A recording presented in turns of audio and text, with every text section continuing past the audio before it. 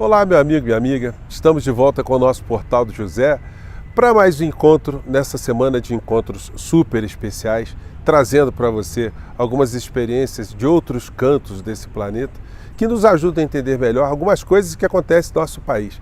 Olha, e você que está aqui no nosso portal, eu quero dizer para você uma coisa muito interessante, uma coisa subjetiva, mas que faz uma diferença muito grande para você que vive uma realidade diferente dessa que eu vou dizer para vocês aqui. Bom, andando por todos os cantos, conversando com uma pessoa aqui, outra acolá, ou simplesmente estando em ambientes onde tem todas as pessoas estranhas, você tem uma certeza, você não tem nenhum bolsonarista perto de você. Isso não é pouca coisa não, você vai poder comentar alguma coisa sem ter receio de ter uma interpelação, alguém vir com uma conversa meio terraplanista para o seu lado. E conversando com as pessoas, de modo geral, porque eles são muito receptivos, são muito parecidos com o nosso povo, é muito interessante perceber como eles subiram de patamar na compreensão geral de como funcionam as coisas no mundo da política e no mundo da economia. E isso não veio por acaso, não. Nós tivemos aí 6 anos, onde tivemos no México uma liderança que ajudou a politizar a sociedade todos os dias. É o que eu cobro todos os dias para que aconteça no nosso país também.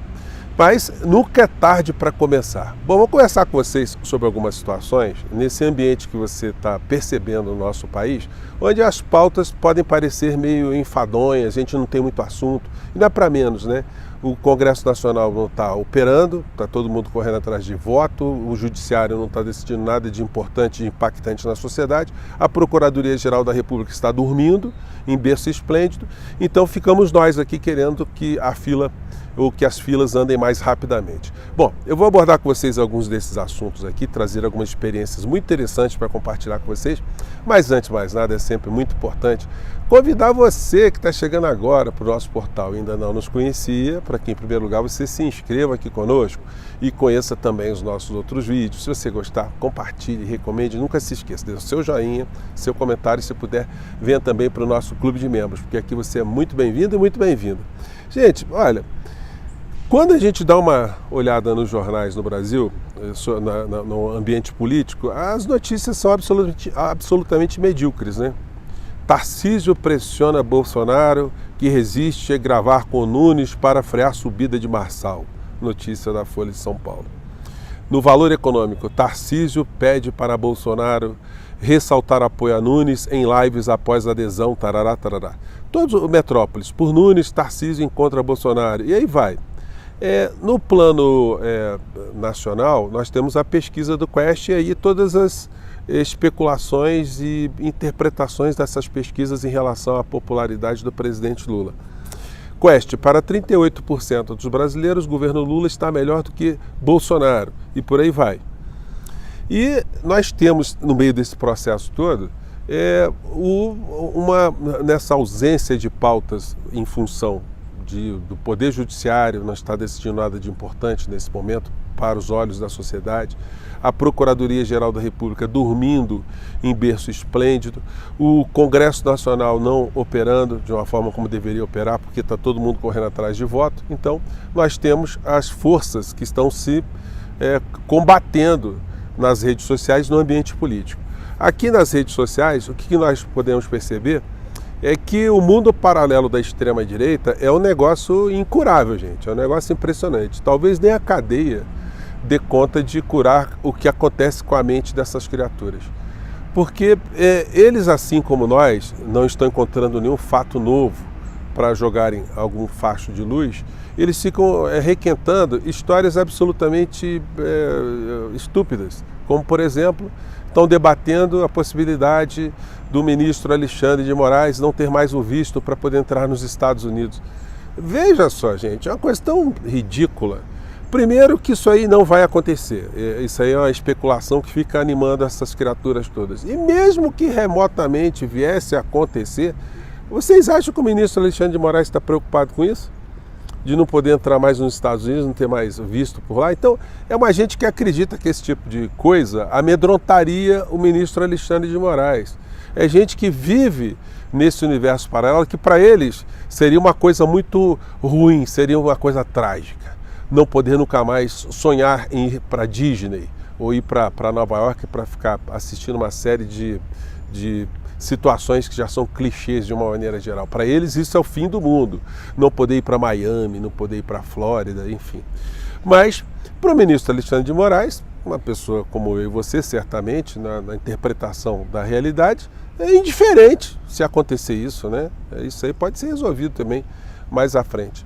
Então, essas pessoas estão vivendo esse universo paralelo e eles acreditam que essa eleição será uma eleição chave para uma mudança de algumas coisas, mas vejam só que coisa, não é nenhuma mudança de projeto de nação que essas pessoas têm na cabeça deles.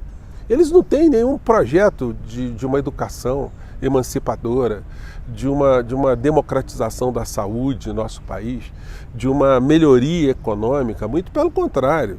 As criaturas que eram os gurus dessa gente toda diziam que o Brasil ia virar uma Argentina em 6 meses e uma Venezuela em 1 ano e meio, como foi o caso do Paulo Guedes. E os indicadores econômicos, eles estão todos muito positivos, embora uma grande parcela da sociedade não consiga perceber isso de uma forma mais palpável no supermercado, nas compras, no seu cotidiano, no custo de vida.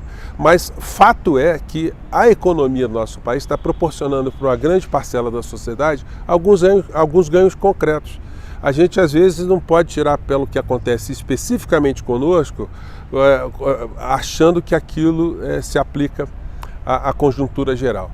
Então, essas figuras, eles estão acreditando que essa eleição municipal será uma base política e, de fato, será uma base política. Será uma base de muita força, muito poder, para ajudar a catapultar eleições para o Senado, principalmente nas eleições de 2026. E para essa eleição de 2026, eles acreditam piamente que, alterando a composição do Senado, tendo ali 2/3 de senadores bolsonaristas, que eles vão poder ali começar a implementar impeachments de ministros do Supremo Tribunal Federal.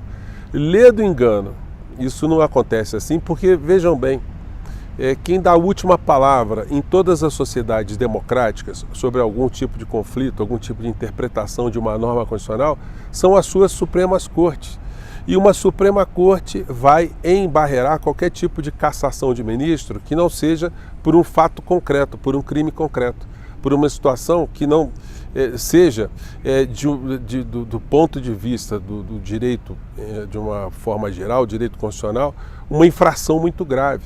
Por razões políticas, o Supremo Tribunal Federal não vai deixar que nenhum ministro sofra nenhum tipo de lesão.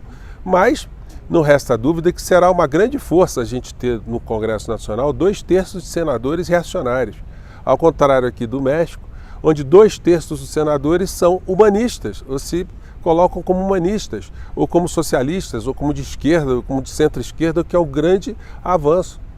Então, é uma coisa muito interessante poder viver esse tipo de experiência, de não ter, como dificilmente a gente terá em alguma cidade do nosso país, algum ambiente, a possibilidade de sermos importunados por alguém que discorda politicamente da gente. No Brasil, o cara invadiu o aniversário de uma pessoa, do Marcelo Arruda, e o matou por uma questão de contaminação, intoxicação política pelo lado da extrema-direita. Então, quando a gente vive cidades no Brasil que as pessoas têm esse tipo de receio, e você sai do nosso país e você respira um ambiente onde o discurso político que as pessoas estão conversando estão dentro de um campo da racionalidade, ninguém está com medo de comunismo, de Cuba, de Venezuela, de ideologia de gênero, de banheiro unissex, eles não estão discutindo isso. E mais, eles estão reafirmando que todos os direitos das pessoas, independente da sua cor, raça, origem social e tal, que todos os direitos devem ser respeitados, as minorias têm que ser respeitadas, e uma mulher como presidenta do país é algo absolutamente transformador para a história desse país. A presidente que tomou posse falou coisas ali que certamente o presidente Lula deve ter captado, deve ter ficado muito impressionado, e certamente vai começar a pensar em algumas mudanças no governo dele, na comunicação, porque sem fazer isso, de fato, essa extrema-direita alucinada, eles vão conseguir pelo menos criar uma série de problemas, né? Elegendo muitos quadros políticos muitos seguidores do negacionismo, muitas pessoas que reproduzem os discursos insanos, mas daí a conseguir no final da história uma impunidade para a figura do inelegível, isso é outro departamento e está muito longe. E, infelizmente, há um desalento também no nosso campo progressista em função da lentidão do senhor Paulo Gonet. Já era para ele ter denunciado o Bolsonaro há muito tempo, já tem mais do que elementos para isso.